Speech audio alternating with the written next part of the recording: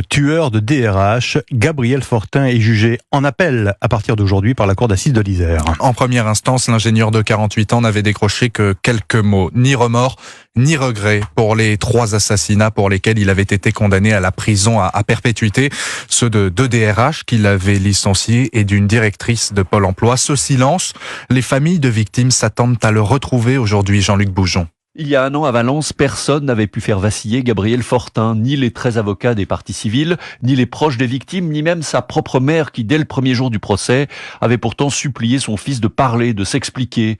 Durant 2 semaines, Gabriel Fortin était resté d'un bloc, ne prenant la parole qu'une seule fois pour raconter qu'il était suivi dans la rue, que des gens lui en voulaient, que cela avait affecté sa vie personnelle et professionnelle, et qu'il avait écrit de nombreux courriers à des procureurs, à des députés, à des ministres, mais que ceux-ci ne lui avaient jamais répondu.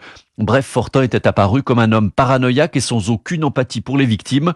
Je n'attends rien de lui, affirme Jean-Luc Pasquion, dont la femme Patricia, directrice de Pôle emploi à Valence, a été tuée à bout portant. Qu'il fasse des remords, des excuses, j'en ai pas besoin, de toute façon, le mal est fait. Puis même s'il parlait, d'entendre ce qu'il va dire, ça m'intéresse pas. J'ai une haine immense envers ce type et ça va être jusqu'à la fin de mes jours, malheureusement, mais c'est comme ça, quoi. C'est inhumain ce qu'il a fait, c'est un monstre. Jean-Luc Pasquion, qui n'attend désormais qu'une chose, que la condamnation à la peine maximale de Gabriel Fortin soit confirmée dans 15 jours. Jean-Luc Boujon pour Europe 1. L'actualité, elle est